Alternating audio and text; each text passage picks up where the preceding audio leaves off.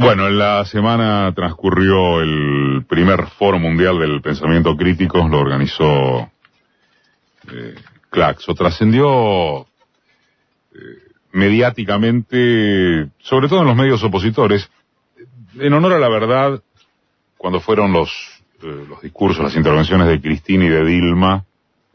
Infobae tuvo alguna cobertura en vivo, Clarín obviamente bajó línea contra Cristina, pero no pudieron ignorar en líneas generales los medios del macrismo la relevancia del hecho. Pero muy centrado, insisto, en lo que generó el discurso de Cristina, cuando en verdad estamos hablando de una presencia internacional de intelectuales de una estatura enorme, cuyas intervenciones sí quedaron muy relegadas mediáticamente. En tu caso, ¿tuviste alguna invitación a la televisión? Estoy hablando de Rosa Cañete, al programa de Sloto, ¿no? Estuviste en el programa de Sloto. Rosa Cañete es economista, ¿naciste en Dominicana? No, naciste en España, y hace rato que vivís en Dominicana. Y es coordinadora regional del programa de lucha contra la desigualdad y la captura del Estado de Oxfam, que es la confederación internacional que trabaja en más de 90 países con ayuda de emergencia y proyectos de desarrollo contra la pobreza. A Rosa nos interesaba traerla especialmente por su informe que presentó junto con Claxo sobre las democracias capturadas, el gobierno de unos pocos. Y acaba de llegar Pablo Gentili, doctor en educación por la Universidad de Buenos Aires y secretario ejecutivo de Claxo, el director de Claxo, y ahora te va a reemplazar uno uruguaya, ¿no? ¿Cómo te va? Sí, ¿qué tal, Eduardo? Efectivamente, Karina Batiani es la nueva secretaria ejecutiva de Claxo, una feminista uruguaya, comprometida con las luchas por la democracia en su país y en América Latina. Es un orgullo que siga y seguirá haciendo de Claxo lo que Claxo ha sido y va a seguir siendo. Bueno, con Pablo hemos hablado a propósito de la situación en Brasil y bastante últimamente, pero sin embargo creo que es la primera vez que estamos acá en piso. Sí, siempre lo hacemos por teléfono. Siempre lo hacemos telefónicamente. Con ustedes es una alegría. Gracias por estar también. Rosa, esto de las democracias capturadas y del gobierno de unos pocos, si lo tuvieras que resumir en cuanto al informe que presentaste, ¿capturadas por quién? ¿Y en qué se basa? ¿Y desde cuándo, sobre todo? Bueno, lo que recoge el informe es un estudio de qué mecanismos están utilizando élites políticas y económicas para imponer sus privilegios en la definición de políticas públicas y cómo esto afecta fuertemente a la desigualdad y a la calidad de las democracias. Estamos transmitiendo en Facebook Live, ¿no, Coqui? ¿Hay algunas cifras que puedas ubicar en especial en torno de esto que señalas? Bueno, es que las cifras son abrumadoras. Actualmente el 79% de la población en América Latina opina que sus gobiernos gobiernan para el beneficio de los poderosos. O sea, nos está hablando de una fractura importantísima en el sistema democrático y tienen por qué decirlo. O sea, no es casual. Por ejemplo, el sistema fiscal, que es el principal instrumento de un Estado para redistribuir la riqueza y garantizar derechos a la población, está no solo no reduciendo suficientemente la desigualdad, sino que está generando pobreza en al menos 6 países de América Latina. Entonces, cuando el principal instrumento para enfrentar desigualdad y pobreza está generando pobrezas en un sistema democrático, esto solo puede ocurrir cuando el gobierno está gobernando para los poderosos, cuando el gobierno está capturado. Está bien, pero ese 79% que opina que efectivamente se gobierna hacia ese sector entra después en contradicción con gobiernos de derecha sostenidos con el voto popular. O sea, ¿cuándo vota? Cuando vota. Sí, porque es que hay una insatisfacción muy fuerte con el sistema democrático. O sea, otro dato que es aún más, a mí me asusta más que la gente piensa que se gobierna para los poderosos, es que un 25% dice, para la gente como yo... Perdón, son encuestas regionales, ¿no? Regionales, pero hay datos por país, ¿no? En Argentina no está para nada fuera de estos números, o sea, son muy similares a la media, está más o menos en la media. Un 25% dice, a gente como yo nos da igual un sistema democrático que uno que no lo sea. Esa sí es una novedad, ¿no? Porque sobre esta misma base, hará unos 10, 15, 20 años, era abrumador el porcentaje poblacional que señalaba la democracia como el sistema de vida institucional bajo el cual quería estar regido. Y hoy hay un descenso ciclópeo de esa cifra. ¿Es la crisis de la política? ¿En qué sentido ese, Pablo? Bueno, creo que esto que dice Ati es muy, muy importante, porque muchas veces pensamos que cuando la gente piensa que algo está mal, especialmente en el gobierno, lo que aspirará es a que el gobierno mejore. Y aquí lo que estamos viendo es que la evidencia de que los gobiernos gobiernan para los poderosos lleva primero a una fragilización de la institucionalidad democrática, una crisis del Estado de Derecho y la creación de estados de excepción que se mantienen gracias al apoyo o a la indiferencia de grandes sectores de la población, pero después también en la confianza, como se ha dado ahora en Brasil, creo que es el caso emblemático, en que quien va a solucionar la crisis es quien cuestiona la democracia. Es la posibilidad de que por medio de aquello que se inventó para hacer de las nuestras sociedades más libres, más autónomas y fundamentalmente más democráticas, que es la soberanía popular, se usa ahora para cuestionar la democracia. El triunfo de Bolsonaro creo que pone en evidencia esto. Hay una gran insatisfacción con los poderosos, pero al momento de resolver, o por lo menos depositar confianza en el futuro, la gente elige al más poderoso, al que representa más todavía los poderes de los poderosos, para que acabe definitivamente con esto que tanto molesta, que parece ser la democracia. Cuando votás a un fascista, ¿sabés lo que es el fascismo? Eso no te lo estoy preguntando a vos. Estoy hablando de, por ejemplo, en el caso de, bueno, por ejemplo, nada menos, en el caso de lo que ha votado más de la mitad larga del pueblo brasileño. ¿Hay ignorancia respecto de lo que el fascismo significa? ¿O hay indiferencia respecto de lo que el fascismo significa? Fascismo, con comillas, o con algún marcaje en especial, porque acá estamos hablando además de un fascista de libre mercado. ¿Cuál de las dos primeras es? Bueno, creo que... ¿O qué se puede interpretar de eso? Eduardo, hay una conferencia extraordinaria de Humberto Eco sobre el fascismo. Sí, la hemos destacado. Ustedes ya la han destacado en el programa, que señala 14 características. Y dice una cosa, además de las características que en el caso de Bolsonaro se cumplen casi todas sin ningún tipo de excepción. Además de esto, lo que dice nuestro amigo Eco es que el fascismo tiene una gran capacidad de adaptabilidad y de dar respuesta a muchas cosas. Por eso persiste en el tiempo. Uno no podría decir, de hecho, que Bolsonaro es un nazi, porque si uno fuera a ver las bases del nazismo, sería una metáfora, en definitiva, afirmar que Bolsonaro es un nazi, aunque tenga elementos del nazismo, por ejemplo, su carácter xenofóbico, su ataque a las minorías y todo lo demás. Ahora, el fascismo tiene una gran capacidad de adaptabilidad. Una de ellas es el desprecio hacia la democracia. Otra de ellas, que creo que Bolsonaro resume muy bien, es esta idea bien patriarcal y bien autoritaria del tipo que soluciona todo. Es del que se mete la mano en la cartuchera para sacar el revólver y con eso solucionar. Genera la confianza de que alguien finalmente va a poner orden en todo este lío.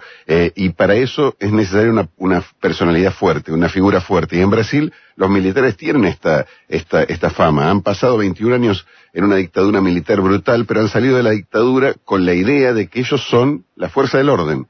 Ellos son los únicos que pueden hacer que el país funcione. De hecho, Brasil durante la dictadura militar tuvo un enorme crecimiento económico y menos protesta, menos líos, y en definitiva, aunque robaban mucho, no se notaba tanto. Por eso ahora eligen a otro hombre, a otro macho que se mete la mano en la cartuchera y amenaza a sacar la pistola cuando alguien amenaza con romper el orden. Rosa, el que hablaba es Pablo Gentili, seguirá hablando, el secretario ejecutivo de Claxo. Bueno, lo sigue siendo, ya tiene sucesora hasta el 31 de diciembre de este año, y Rosa Cañete, que es economista y que estuvo también a propósito del foro que organizó Claxo presentando con Claxo, insisto, el informe Democracias Capturadas, el gobierno de unos pocos. Cuando hablamos de captura del Estado, uno de los casos paradigmáticos, y ya que estábamos hablando de Brasil, es el de Odebrecht, ¿correcto? Uh-huh. ¿Es un caso sorpresivo el de Odebrecht en términos de hasta dónde se expandió el sistema de corrupción del Estado tomado? Porque pareciera además, o se suscita además, que habría una diferencia entre lo que es el Estado brasileño propiamente dicho y Odebrecht. Para el caso, acá podríamos hablar de Calcaterra, no importa, o del grupo Macri. ¿Cómo se percibe eso en la población o cuál es tu opinión al respecto? ¿Se lo percibe como fenómenos separados al Estado de las empresas privadas corruptas? Bueno, yo creo que ahí el tema del control de los medios de comunicación, de muchos medios de comunicación, de los grandes capitales, también ha conseguido imponer la imagen de que Odebrecht es un problema de la clase política. Se ha visibilizado poquísimo el rol del sector privado en todo este proceso. O sea, si bien se habló de la empresa Odebrecht, por ejemplo, nadie habla de todas las empresas asociadas en cada uno de los países de construcción que se beneficiaron de este mismo sistema. Entonces queda en el imaginario colectivo como que el problema de Odebrecht es un problema de la clase política y esto se asocia al sector público y al Estado. Parecería... En el caso de Perú esto es muy claro. 4 expresidentes involucrados con Odebrecht. O sea, es la clase política. Es lo que Rosa dice. Lo único que se sostiene es el nombre del político. Sí, y esto hace un daño enorme, desde mi punto de vista, a la calidad de la democracia y abre esas brechas en las cuales la insatisfacción, es decir, la corrupción de ciertos políticos se le pega al Estado en su conjunto y al sector público en general, como si el sector público tuviera una naturaleza que tiende a la corrupción.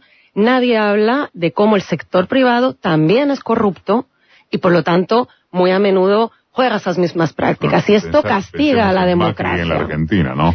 Haber pensado, más allá del nene de papá, el hijo de Franco, el tipo que no laburó nunca, todo lo que ustedes quieran, pero digo, haber pensado en una banda de CEOs provenientes precisamente de los negociados con el Estado, desde el sector privado y desde la obra pública en particular, como los salvadores de la patria. Ha habido una victoria cultural para lo cual eso, bueno, que acabas de decir en términos de lo que significa el papel de los medios de comunicación es clave. Claro, o sea, es que no se visibiliza, no se habla de eso y eso hace que la gente tenga una imagen súper negativa del rol estatal, cuando además es la única que necesita, es decir, las clases medias y las clases populares son las que necesitan estados fuertes. Cuando hay ausencia de Estado, quienes sufren las consecuencias son las clases medias y las pobres, que son los que necesitan los servicios públicos. Entonces, es perverso, es un juego perverso, porque se construye una imagen de que el sector público no funciona, es ineficiente, es corrupto, mientras que el privado ¿no? Y esto hace que los mismos que necesitan al Estado muy a menudo acaben tomando posiciones en contra de él, ¿no? Cuando nadie puede negar que ha habido corrupción en la clase política. Yo no estoy planteando eso. Lo que planteo es que eso no debe denostar la necesidad de un Estado fuerte, porque sin él, es la única forma de contener la desigualdad y la pobreza. ¿Qué novedad supone esto históricamente, Pablo? ¿O acaso no es la repetición del consabido el oprimido reproduce el discurso del opresor? Creo que esto que vos decís, el oprimido reproduce el discurso del opresor, es algo permanente en la historia y es complejo y siempre se ha dado. Lo que acá hay un elemento que dice Rosa, que es muy interesante y agregaba también Pedro, es que acá ha habido una gran operación de construcción narrativa. La construcción de una... ¿Que nos agarró en pañales a los progres? Sin lugar a dudas. Nosotros no estamos preparados para esto, o lo veíamos de manera más ingenua. Los progresistas tenemos varios problemas, pero uno de los que tenemos es pensar que cuando hacemos las cosas bien, con eso alcanza. Y dejamos que otros construyan narrativas alrededor de lo que hacemos nosotros. Lo que en algún momento, creo que dijimos también en tu programa, lo que explica que después de 14 años de políticas públicas de inclusión desarrolladas por el gobierno de Lula y Dilma Rousseff, cuando le preguntaron a la gente por qué todo eso ocurría, las mujeres que recibían la beca familia, el Bolsa Familia, más del 70% dijeron que eso ocurría gracias a Dios. Entonces, el gobierno hacía la política pública y otro se la explicaba. ¿Quién se la explicaba? El pastor autoritario que encima le sacaba la plata que el Estado le daba a esas mujeres para poder sobrevivir. Ahora, ¿qué es lo que está ocurriendo? Y creo yo no es tan inocente ni mucho menos una casualidad. Es que este proceso de inocentar al sector empresarial de la responsabilidad en los casos de corrupción, además de presentarlos ante la sociedad muchas veces como víctimas y no como los promotores de la corrupción, lo que ha permitido también es que ante la evidencia de que los políticos son corruptos, los que se presenten como los sustitutos a los políticos sean los propios empresarios. Porque en definitiva son honestos y lo que estamos viendo es una multiplicación de gobiernos gerenciales en el mundo cuyos cargos son ocupados por empresarios que eran y que mantienen inclusive empresas corruptas, que a veces salen o nominalmente de las empresas. Aquí en la Argentina pasó, cada vez que hay un problema, el presidente de la empresa sale, ¿y quién se queda? Su hijo, ¿sí? O su gerente. Parecen honestos. Y parecen honestos, es más, un gran gesto de desemprendimiento, y ese mismo empresario corrupto deja la empresa corrupta y se transforma en un político limpio. Y es más, en un político que va a limpiar la política, a higienizar esta política contaminada. El caso de la Argentina es paradigmático. O sea, cómo alguien que ha estado vinculado a una empresa familiar, que ha estado en todos los procesos de contratación y obra pública desde la dictadura militar hasta ahora, en un país en el que todo el mundo sabe que hay un enorme nivel de corrupción, llega a la presidencia como el presidente que va a acabar con aquello que lo ha transformado en presidente. De hecho, hasta 1976... Cuando hablabas del grupo Macri, hablabas de 7 empresas. A la salida de la dictadura eran 48. Digo. Y eso es un símbolo de empresario honesto, transparente. Me parece que no. De alguna forma que hay un proceso de mutación, se van moviendo, los empresarios saben adaptarse y los empresarios representan un poder muy grande y tienen también mecanismos que los ayudan. El poder judicial, los medios de comunicación, o ciertos, los grandes monopolios de la comunicación, que en definitiva son los que van generando esta operación que inclusive permite despolitizar la política. Si los políticos son corruptos, lo que hay que llamar es a los que saben. ¿Y los que saben quiénes son? Los técnicos y los que saben administrar. Y los que saben administrar son los que están en las empresas, que producen empleo, generan riqueza, y si hacen lo mismo que hacen en las empresas cuando llegan al gobierno, van a generar el bienestar general. Lo que estamos viendo ahora, y es importante que la gente se dé cuenta de esto, es que cuando los empresarios gobiernan mal, no conocen el Estado, desconocen inclusive los mecanismos más básicos de la administración pública y hacen lo que hacen en las empresas, gobiernan para ellos, generan y multiplican dividendos y privilegios. Es lo que muestran los informes de Oxfam. Cuando los empresarios llegan al poder diciendo que van a acabar con los privilegios, lo que ocurre es que los privilegios se multiplican. Oxfam, recuerdo, es la Confederación Internacional que integran 19 organizaciones y de la cual es coordinadora regional en su programa de lucha contra la desigualdad y la captura del Estado, Rosa Cañete. Esta descripción que hace Pablo, ¿está extendida en toda América Latina? ¿Hay alguna excepción? ¿Queda alguna excepción? Hombre, el caso de Evo, por ejemplo, tal vez. Yo creo que esta práctica, tanto empresarial, y yo también creo que hay que nombrar a élites políticas, que también hay casos en los que utilizan al Estado con fines políticos. Yo creo que hay que visibilizar ambas. Lo que también es cierto es que de la única que se habla es de la política, ¿no? Entonces, por eso creo que hay que poner un énfasis importante en visibilizar el rol del sector privado, que es de lo que no se habla en la región. Y sí, es una práctica extendida. Yo diría, o sea, cuando miras los resultados, o sea, para evaluar el nivel de resultados de un Estado a la hora de garantizar más derechos y, por lo tanto, donde los sistemas democráticos funcionan mejor, yo sí reconocería, por ejemplo, países como el Uruguay, países... O sea, el gobierno de Evo durante los primeros años también redujo la desigualdad y la pobreza fuertemente. Y esto habla de cuando se está gobernando para grandes mayorías. Eso no quiere decir que no haya habido un rol importante del sector privado también en toda la región, ¿no? Es decir, esto no es un fenómeno generalizado y el sistema fiscal lo prueba. Es decir, incluso en los países de izquierda los sistemas fiscales no han sido transformados para hacerlos más justos. Y es una deuda estructural de todos los gobiernos, por supuesto de los de derechas, pero también de los de izquierda en toda la región. Están Pablo Gentili y Rosa Cañete, se pueden quedar unos minutos después del info, ¿no? Y por supuesto. Hacemos el remate, dale. El titular del Consejo Latinoamericano de Ciencias Sociales, Pablo Gentili, y la economista Rosa Cañete cierran este momento de Marca de Radio. Hay algo que se refleja también en mucho mensaje que está llegando y que tiene que ver con cómo se salta de la etapa de diagnóstico en que todavía se está acerca de lo que pudo haber conducido al fracaso, derrucción, derrocamiento de los llamados populismos. No olvidemos que en el caso de Lula era quien podía ganar las elecciones o quien seguramente ganará las elecciones. Lo metieron preso, a Dilma la voltearon. La etapa del diagnóstico acerca de cómo reaccionó sobre todo Estados Unidos. ¿A partir de qué puntos básicos dirían ustedes que empieza a superarse? No digo que haya una receta o una fórmula mágica, pero por ejemplo, Rosa recién aludía a cómo incluso en los gobiernos progresistas o de izquierda no hubo reforma del aparato fiscalista en lo que tiene que ver con de qué manera los sistemas impositivos no sigan siendo regresivos. ¿Por dónde se empieza? ¿Por qué puntas dirían ustedes que se empieza a pasar de la diagnosis a alguna fórmula superadora? Bueno, Eduardo, yo creo que hay dos por lo menos, hay muchísimos más.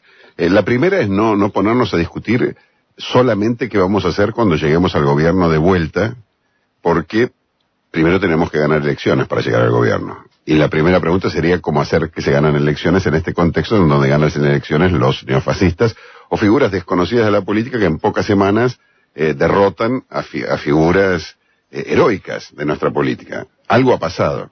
Y la primera, creo yo, es recuperar el territorio. La izquierda, los movimientos populares, los sectores progresistas, perdimos el territorio. Ese territorio está ocupado, colonizado por fuerzas que son las que explican, crean narrativas. La narrativa no se crea solamente en la red de Globo. La red de Globo no le cree a nadie, en definitiva, porque la red de Globo hizo campañas, digo, por el caso de Brasil, con otros candidatos. Durante 25 minutos el candidato de la derecha tradicional torturaba a la audiencia brasileña con sus propuestas y sacó 5% de los votos. Alckmin. Y Bolsonaro, que tenía 15 segundos, sacó más del 50% de los votos. Y no lo hizo porque usaba la red de Record, que es la enemiga de la guerra. Entonces, los medios son importantes también, pero no pasa solo por eso. Hay una cosa que tiene que ver con la territorialidad, con el espacio del territorio donde antes estaban en Brasil los sindicatos, las iglesias, las comunidades de base, el PT, los movimientos sociales, y se fueron. ¿Por qué? Porque cuando uno gana el gobierno en Brasil y en cualquier otro lugar necesita decenas de dirigentes y los saca de los mejores cuadros que están en los territorios, no se renuevan los cuadros y la gente se queda sola y ese lugar lo ocupan. No hay espacio vacío en la política y esos espacios vacíos cuando los dejamos los ocupan otros. En nuestro país, en la Argentina, lo están ocupando las iglesias neopentecostales, lo están ocupando liderazgos autoritarios y acá no se elegirá un militar, al menos esperamos, en los próximos años, pero no es despreciable pensar que una figura de afuera de la política pueda ganar la simpatía del pueblo. Y la segunda cuestión que me parece fundamental es que también tenemos que hacer hablar a figuras que normalmente no hablan y utilizar medios, ¿sí? Como son, por ejemplo, medios de comunicación alternativos e independientes como este, pero también muchos otros medios que podemos ir creando para que la voz de dirigentes, no solo de nuestros dirigentes más reconocidos, sino también de estos que en el Foro Mundial del Pensamiento Crítico vimos multiplicarse de a montones y escucharlos,